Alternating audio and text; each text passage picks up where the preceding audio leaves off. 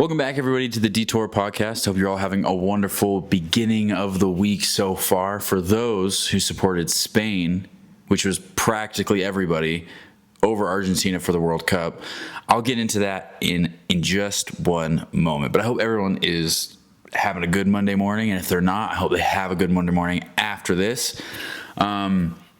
Yes, so World Cup, Spain versus Argentina, 1-0. My boy Pedro Porro scored the goal. The reason I say he's my boy is because he plays for Tottenham Hotspur, and that's the premier team that I like. That's my football team. So, good for them. Everybody apparently hates Argentina. Not only because it seems like it was rigged the entire World Cup, that Argentina made it the way they did without getting all these calls and red cards and stuff.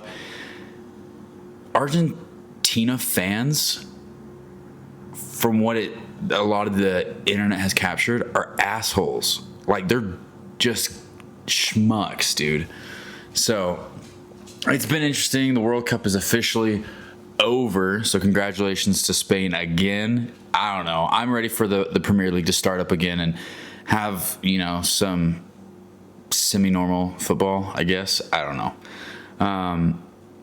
I didn't really watch the game. I kind of stayed in touch with the score and everything, but I mean, after all my teams, what are you doing, dude? Come here.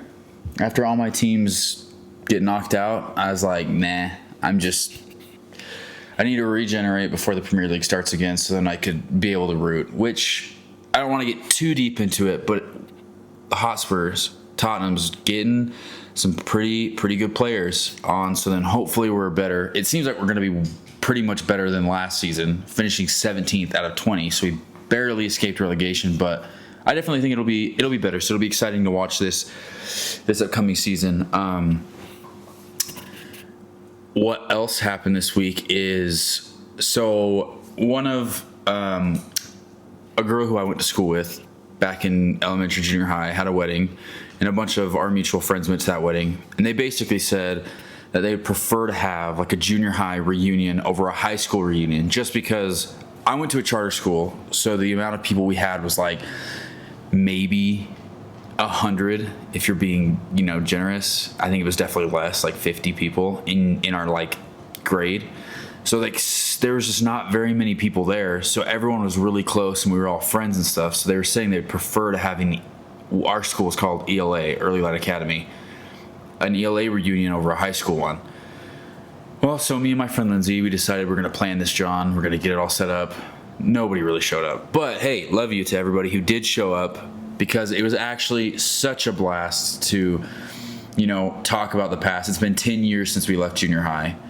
But it's been super fun to, catch up with everybody, and everybody seemed to have a good time, and a lot of people wanted to do it again. So I think, we're going to try and include more of the people who couldn't come based off of circumstance, not couldn't come because they just didn't want to come. But get everyone together and go, line dancing, or go paddle boarding, or maybe actually go out to dinner. Because our plan was we were going to do some outdoor games and people would bring snacks. Well, it was too bloody hot. We didn't play games. Nobody brought snacks except my buddy Simmer. He brought cupcakes. And then we're like, okay, we'll just go to dinner. We never went to dinner. Me and then 3 of my friends, Lindsay, Simmer, and Mason, we all went to B-dubs at 11:40 at night. So, but it was fun regardless. It was really, really fun to catch up with them, and I definitely want to do it again. I mean, I have a few friends that I'll hang out with every now and then, but to catch up with people I grew up with, and I mean, I don't really, my high school experience wasn't all that memorable. My senior year was the only year that I would actually say was, worth a lick in terms of what I actually cared about, because I was in chamber choir and I made so many friends and we did all this and that. But in comparison to my days with the charter school, because it's elementary school and junior high, so I knew these kids growing up my entire life, and most of them went to the same high school I did. But I'd say that had more of a positive impact on my memory. So sometimes I do get kind of nostalgic, and I'll look back at those times and wish, oh man, I just wish I can go back and not be an adult anymore, because being an adult's freaking lame. But going back and just kind of reliving some of those experiences and those friendships and And it was just such a blast. So I'm glad I was able to catch up with them. And I mean, I'd recommend for you guys, if you have some friends that you think about every now and then from way back, catch up with them. It's pretty nice. And then you realize, you know, how, because I, like, for instance, some of those people weren't necessarily my closest friends. I knew them and we were in like the same friend group, but I was never like, hey, we're good friends. But then after talking, it was like, I've never felt this close to them ever. Like, I actually felt like we were good friends, right? So do it. Catch up. I mean, it's never too late to reach out. I don't have too many friends just because everyone gets married, and that's just the way life is here in Utah. But it was really nice. Other than that, I actually have one more thing that happened this last week, and there's a story behind it. Before I get into the story, I'm just going to tell you what it is. I now own a pair of cowboy boots. Now, listen, I'm not a cowboy. I'm not into country. I don't really like country music. Like, I like some of the like older country music. I like Johnny Cash. Chris Stapleton's got some good music and he's more modern. But I just think country music's kind of trash. Ella Langley's the only one that I like genuinely like, just because, you know, she my boo. But other than that, I'm not a huge fan of country music. I think when people dress up as cowboys, because we're in the West, that's a thing out here. Boots, buckles, hats, those ugly ass striped shirts that make like that cowboys wear, like, yuck. It's not for me. Okay.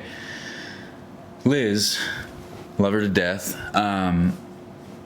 She has been trying to get me to get a pair of boots because she's a cowgirl. She loves that shit. She loves when we go to, like, she tries to get me to go to the Westerner, and so then I can go line dancing and square dancing and all that crap. And she was trying to get me to get a pair of boots a couple weeks ago, and I told her the only way I'd get a pair of boots is if I get to choose the friend that I'm asking, and if they say yes to also getting a pair of boots, I'll get a pair of boots.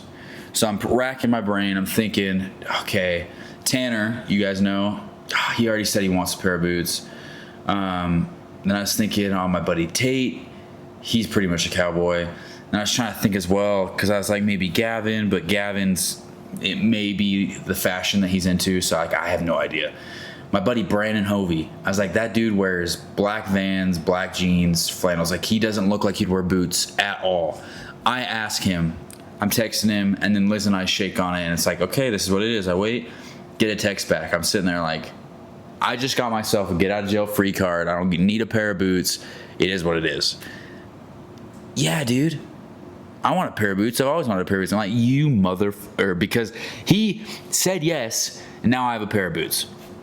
We went to Boot Barn. He got a pair of boots. The boots that I wanted weren't there, so I ordered online. They came recently. So I have yet to really give him like a full test drive and see how it looks like with an outfit. I'm waiting for Liz to get back to be able to kind of do that. And I'll show you guys the boots next episode. But I now own a pretty nice pair of cowboy boots. They were like $150 something, so it's pretty pricey, but I do enjoy rodeos now, just because it's kind of like fun and the social aspect of it. But well, now I got a pair of boots, so people say this is like my step into becoming a cowboy. That's not gonna happen. But yeah, that is all that has happened actually throughout my last week. Some pretty exciting stuff. A lot more eventful than previous weeks when I just do nothing. It's just life. I'm actually, so in my living room right now, I have no rug. The coffee table I have is pretty crap. So I was looking to, like, ways to decorate it. So I've gotten kind of a few things in mind that I'm going to be getting. I'm going to be getting a rug. I'm going to get a new coffee table at some point. I need so when there's couches, like a chair, I need a little chair to kind of go off in this direction. And then I need to get some plants to add some greenery to like liven up the space. But it'll be interesting, because I'm thinking for one episode when I kind of get that all set with the chair, I might actually record with the chair in like a different kind of backdrop than what I'm recording in now. But yeah, I've been kind of excited because I feel like my kitchen looks pretty good. My bathroom looks pretty good. My bedroom needs like wall decoration, but other than that, it's pretty good. My living room is just like, I feel like it's just a bunch of random crap thrown together. But then I was talking to my mom, and she sent me a thing she got from like Google AI or whatever, and it put the rug, it put a coffee table and a chair, and then some plants. I'm like, it actually looks like pretty good and well put together while still being comfortable and practical. So I'm gonna be doing that. Who knows when? Just whenever I can have the money to, because I'm trying to, be smart with my money and not just blow it on everything and pay off debts and stuff like that. But yeah, that's another thing that happened recently in my week. So unfortunately, there is no word of the week this week. And the reason is because, don't be yelling at me, is because I'm updating when I record these episodes, like I mentioned last week, trying to record them earlier, so almost a week in advance of when they're supposed to be out, so it gives me enough time to do the word of the week, to allow myself to edit videos for like shorts for the videos and stuff like that, right? And I'm going to be recording right now, Sunday for recording. You guys are watching it Monday. I'll be recording the next week's episode Tuesday, so I only have 2 days. So I'm not going to try to use a word in 2 days, come back and realize I didn't do shit with the word. Because to be completely honest, elucidate last week's word, I didn't do shit this week with it. I completely forgot what the word was and couldn't find it. So yeah, no word of the week this week. Tuesday I will pick it up, because then that gives me 6 days to use the word and try to put it into my vocabulary. However, meretricious, I actually used the other day when we were having a conversation. Like, yeah, that's very meretricious. Bang, first word of the week that we did. So I'd like to say that at least I did pretty good with that, using that word. I need to do better at the current word of the week. But yeah, no word of the week this week. We will pick it back up next week.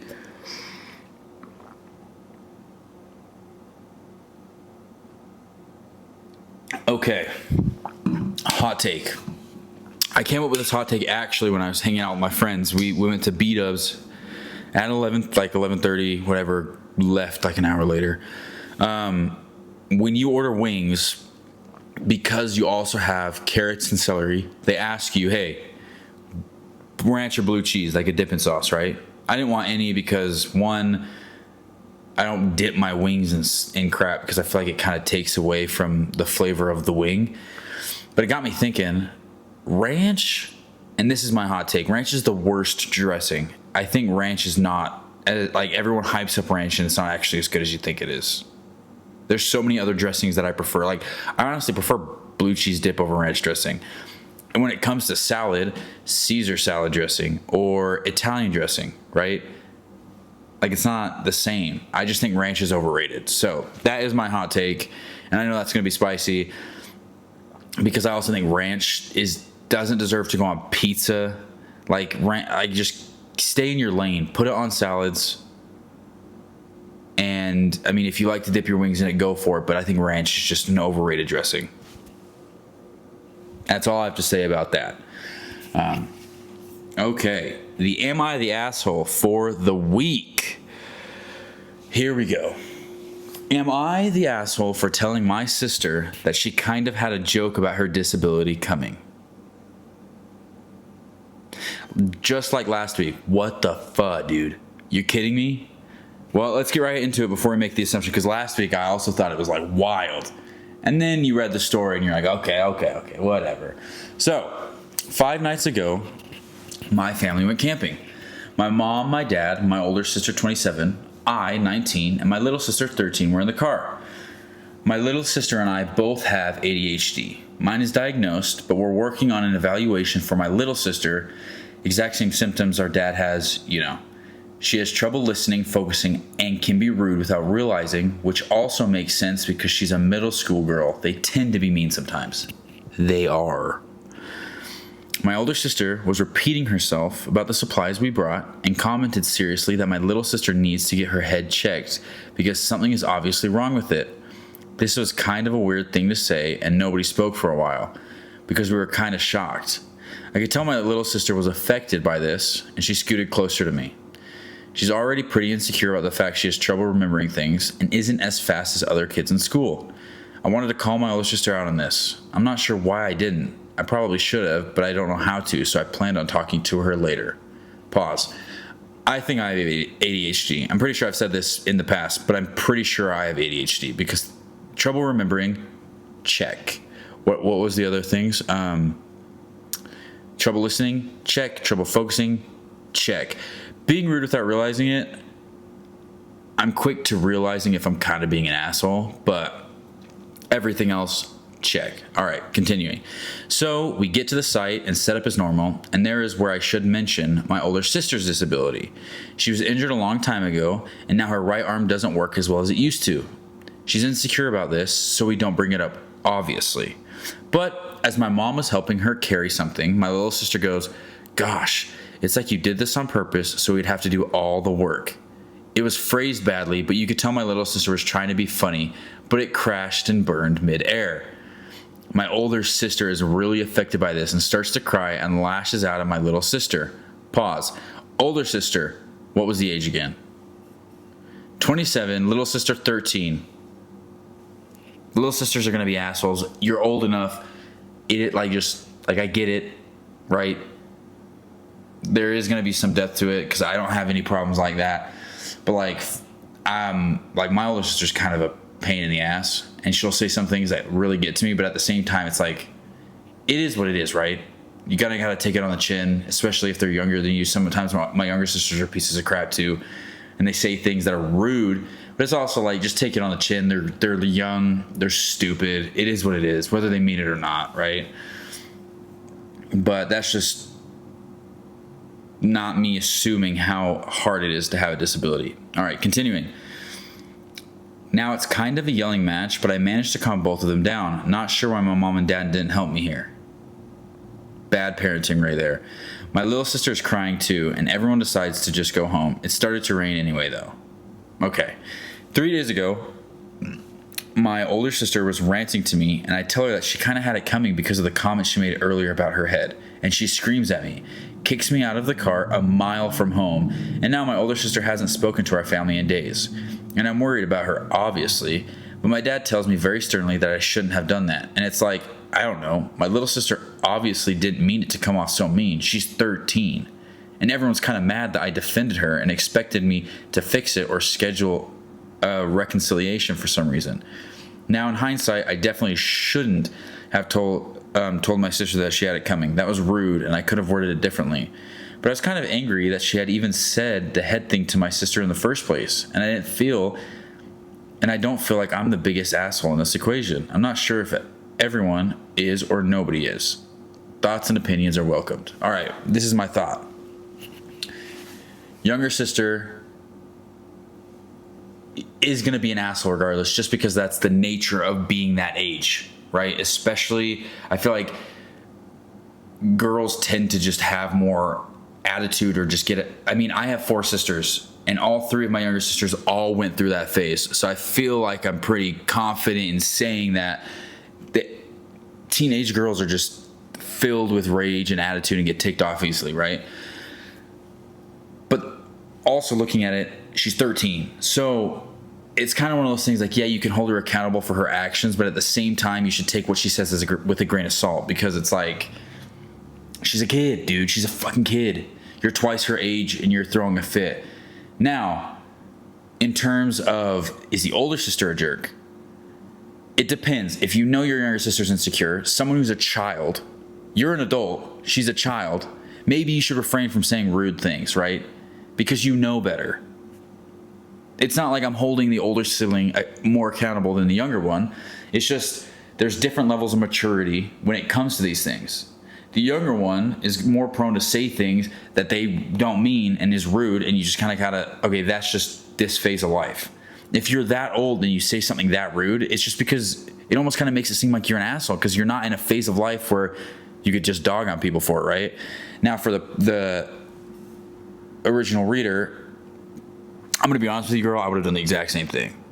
If my older sister said some shit to my younger sister and I wasn't for it, I would have been like, you had it coming. Like, you can't make fun of somebody or say something really rude about somebody else's disability and not expect retaliation to yours. Like, you're an adult.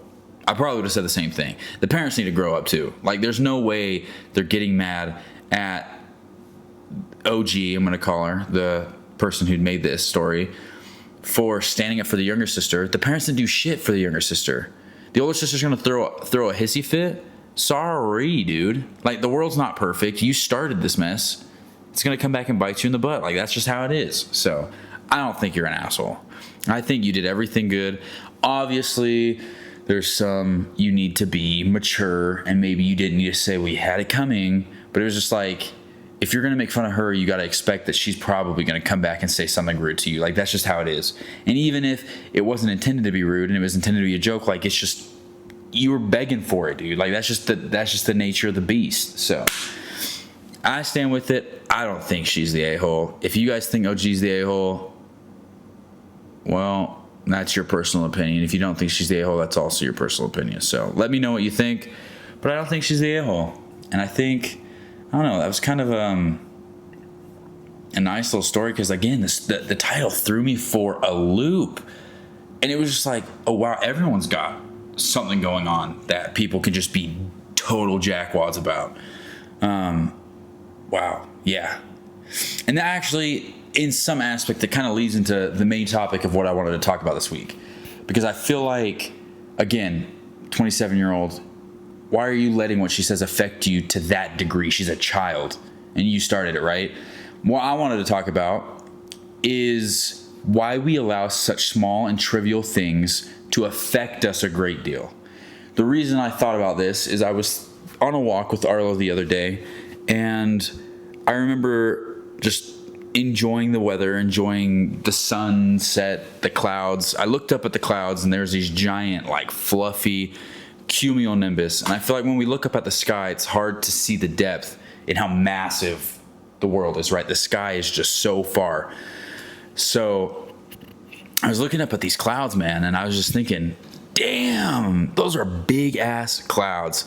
And I also got to thinking, like, the world is so big. Everything around us is so much bigger than our problems and those small things that we allow to affect us a great deal. Like, someone cuts you off on the road, you're gonna, like, that's gonna affect you the rest of the day. So why do we, like, allow these small things to affect us? Why do we, give our fucks or our cares, pardon my French, to all the wrong things, right? So it's like, I kind of want to look into that because I've also noticed I do that a lot. I put my cares in the wrong places and I end up wasting my day or being in a bad mood for no reason, just because one small thing I decided, oh, it's going to affect my day, even though everything else has gone good. The small bad things outweigh, like, the greater picture of everything that was good. So I kind of wanted to go into that. And I have some things about kind of why we, I guess, in a sense, have that issue, right? And some ways that we can overcome the small problems to not really let them affect us in the grand scheme of things. So here we go. Let's see.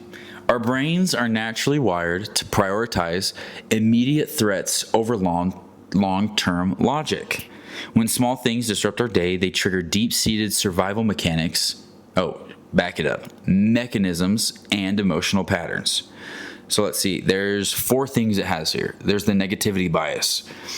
Your brain evolved to notice threats, not rewards. A small criticism sticks longer than a big compliment. True. Micro stresses. We have small interaction.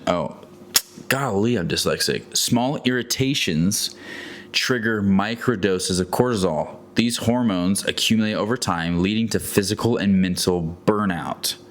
True. Symbolic meaning. We rarely get upset at the actual event. We get upset at what the event represents, such as a lack of respect or a loss of control. Yeah. Someone cuts you off, you're not really mad at they cut you off, you're mad because it's like, dude, like, you could see that there's not that big of a gap, like, you're a piece of crap, right? And then the last one is the spillover effect. Unresolved anger from major life stress often leaks out onto easy targets like a misplaced key or a slow line. Don't even get me started on a slow line, okay? Story time. I donate plasma every week. I went to donate plasma, what was it, Saturday? yesterday from recording 2 days ago. I'm like, this is great, okay? I'm on the freeway. I'm driving to the location. I'm going off on my exit. I'm in the far right exit lane, about 3/4 of a mile out from actually being to where I could turn on to like the next freeway, whatever it is. Oh my, I'm like stuck in that exit for 15 minutes. It seemed like it was like 10 to 15 minutes. And on Google Maps, I do Google Maps, even though I know where the location is, because it's like, just tell me the fastest way to get there. Like, who knows if a car accident's gonna happen? Instead, a car accident happened. I'm like, breathe. It's okay. It is what it is. I'm still gonna make it in time for my plasma donation. Whatever, right? And I'm sitting there. I'm like, this line is long. I'm starting to get pissed. And I'm like, I can't get too upset. It's just an accident. Like, there's no control. I get to the motherfucking end of the line as I'm getting onto the next freeway. It's not even a car wreck. There's nothing impeding or prohibiting cars from moving. Like, there's nothing in the lanes at all, right? There's a car on the shoulder and a lady's outside of the car throwing up into the bushes, and that's all. That's the only reason why I was on the freeway on that exit for 10 plus minutes. It was like, if I could burst into flames at that moment, I probably would have. Like, I was just so pissed off. And I don't know why, like, I just got so upset over that, right? And then immediately, and then I forgot about it when I was in line. It's just like, it is what it is. And then the lines at Plasma took a long time, and I was just like, well, I've been waiting all day. What's the problem? I don't really have anything going on today anyway. So it really is kind of crazy that small things just blow up into these massive problems. Yeah, so I don't know. It's kind of crazy, but yeah, let's look at some of the ways we can kind of overcome it. Because when I think about it, sometimes it's just like, if I'm hungry or tired, if Arlo's not listening, I kind of get upset, even though he's just a puppy and like he's not doing anything wrong. I'm just kind of an asshole. Or, when you kind of blow up at somebody when you're tired, annoyed, hungry, like whatever, it's just like, why do we do that? Like, why does it trigger us so much? And why do we, again, give so much of our time to just useless crap that we're going to forget in the next couple of days or, weeks, and we're only going to remember the good things that happened, right? So, how to overcome small problems. Here we are. Shifting your viewpoint requires active mental training. You can shrink your daily problems back to their actual size by using specific cognitive tools. There are 4 ways we can do this. Okay? Use the 5-5-5 rule. What is that? You're probably wondering. Well, I'll freaking tell you. Thank you for questioning.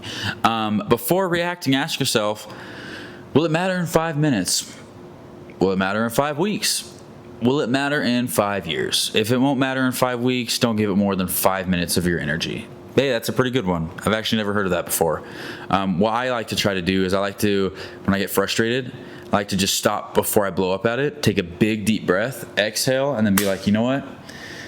It is what it is, and try to move on from that and almost kind of like shake it off, right? But that's also a really good one. Is it going to matter in 5 weeks, 5 years? No. Just get over it then, right? Number 2, apply cosmic perspective. Hence the clouds that I mentioned, and that got me thinking about this. Zoom out your focus to change your frame of reference. The pale blue dot. Remind yourself of the vastness of the universe to make daily slip-ups feel microscopic. Because it is true. If you zoom out to what scientists have created, what's the knowable universe, you cannot see Earth. You cannot see our solar system. You cannot even see our fucking universe, right? Dang, I'm swearing left and right with the F word. I'm trying not to as much because I feel like I use that just about as much as I breathe. But yeah, you can't see that. So when you're looking at how big the universe is and how big, our galaxy is, our solar system, and let alone our planet, and you can't even see that, well, you're so tiny, and so is your problem. So just let it go, man. The next one, the lifespan lens. Look at your problems from the perspective of your entire lifetime. How many small things that really pissed you off and made you upset do you actually remember? I feel like the memories you make are the ones that have a positive impact on your life. And then the last one for number 2 is the global scale. Contrast your daily inconvenience with the severe struggles faced by millions worldwide. Did someone cut me off? Is that actually something I should worry about versus the fact that people are starving, right? It's not that big of a deal. Air pollution, war, mistreatment, like it is what it is. So it's kind of like my problem's not anywhere close to being comparable to all these other issues that are going on in the world, right? So it's practice saying get over yourself. All right, number 3, practice cognitive reframing. Mentioned at the beginning of this. Change the internal story you tell yourself about the event. From target to random. Switch my why is this happening to me to all right, this is just a part of my life, right? From threat to practice. View the minor annoyance as a free training session for your patience and mental strength. Boom, baby. That's what I view it as. I view it as an opportunity to learn patience and become a more patient person. Still working on it. I still struggle sometimes, but I feel like I'm more aware of these moments and I'm quick to try to recoup from that, right? And it's one of those things. I'm religious and I ask God, hey, give me opportunities to be patient, not help me be patient and give me patience. Give me opportunities to be patient. And I get them all the time in my life. So I'm grateful that I'm giving those. Sometimes I don't react the best way. Sometimes I do. It is what it is. And number 4 of the ways we can overcome small problems is close the open loops. Trivial things balloon in size when your mind is cluttered. So write it down. Dump your minor worries onto paper to empty your brain's active working memory. Take micro actions. Fix the tiny nagging tasks like a leaky faucet or messy desk so they stop draining your daily focus. Boom. That's why I think I used to journal every night, and I think I should get back to trying to journal every night, or maybe, I think trying to journal every day, something like that, because it's one of those things where you can write down every good and bad thing that happens. So when you go to bed, you're letting go of everything. You have memory of all the good things that happened, but then also you're offloading all that bad crap, all the negativity. So then when you can go to bed, you have a fresh mind and it's basically a restart to pursue the next day with nothing that happened from the previous day. If you want to ride off of a high, a positive thing that happened, go for it. But bad things that happen, you're not going to really let affect your day as much. All right, look, come here. What are you looking out the window for? Dingus, you're going to bark. I can tell. So I'll just go over those 4 again really quickly for you guys. We have number 1, the 5-5-5 rule. Will it matter in 5 weeks, 5 minutes, 5 weeks, 5 years? No, forget about it, right? Cosmic perspective. The world, the universe, everything is just so massive compared to our small problem. Does it really matter, right? The cognitive reframing. Don't victimize yourself. Why is this happening to me? Just think, this is how life is. I'm just going to move on, right? Think of it as a way to practice patience. And also, number 2, compare your problems to bigger problems, because it makes your problem seem even more microscopic and then you just don't even care. And the last one, close the open loops. Write it down, man. Write it down so then it takes it out of your brain. And if there's any tiny things that need to be taken care of that kind of are affecting you, just do it, right? Just fix it, so then that way there's one less thing nagging you and pissing you off. So I hope we all can really kind of approach life a little bit differently, and we can work on these things to be better. I need to be better. I think we all could be better a bit. And I think if we stop focusing on our tiny, minute problems and we could focus on bigger problems, maybe we could make more of a change, because we're not the victim. We're not the main character of the world. Yeah, we're the main character of our life, but do you want to be the main character who cries about everything that happens to them, or you want to be the main character that helps everybody else and it doesn't seem like they have anything that bothers them and gets to them, but just because they know how to manage it, right? I like the latter. I like being the main character who does everything to help people and to be recognized as somebody who's just selfless and has control over their emotions, right? So I think that was I think that was really good. I think it's good to check in on ourselves every now and then and see where we are and kind of understand why are we like this, right? There's so many different things that we question every single day of why we're like this. It's kind of good to know that we're all like this. Nobody's by themselves, right? And we all can work on this together. To end off the episode, I actually have another question of the week for you. And this one's a fun one, just kind of like, not last week, but the week before that, right? So this one, and I'm actually going to tell you my answer to the question of the week this week, because I don't think talking about it, unless it's like, I don't even think talking about a period next week matters, because it's a question of the week for this week. But if you could travel to any period of time, which would it be? So whether you want to do Jurassic period, the Renaissance, go back to the Old West. Sometimes I want to go back to like the 90s, early 2000s, like as my age, and live like a day or a week in that time to understand what music was, what music events were, what movies were, kind of how was it to be an adult during that time.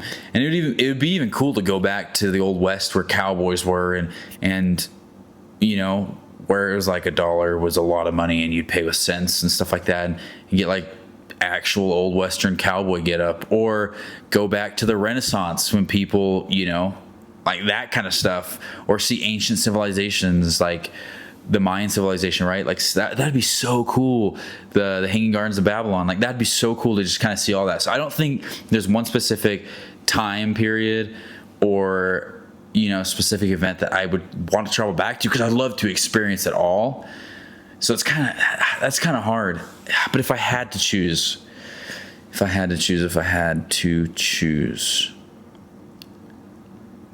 maybe when Sparta was like at its peak, and like all those Greek countries, and how Athens and everything was, like that'd be pretty wicked.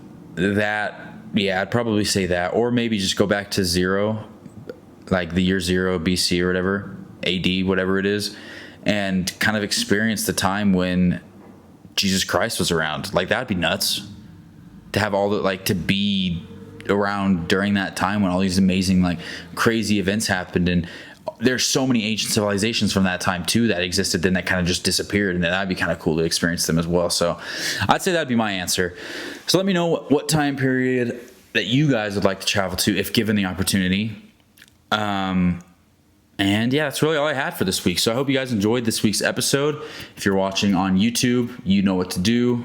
If you're listening on Spotify, you also know what to do.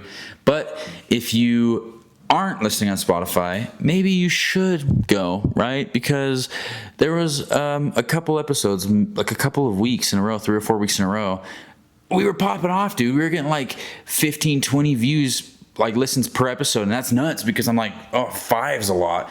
And then last week, 3, the week before that, 0. Like, come on, hop on Spotify. But thank you for everybody on YouTube, because we're at 69 subscribers. The last time I checked, 69. And the videos are doing pretty well. And I'm doing a lot better at making the shorts and uploading them and taking care of everything. So that is all I have for you this week. And I hope you have a wonderful week, and I will catch you on the flip side. Much love.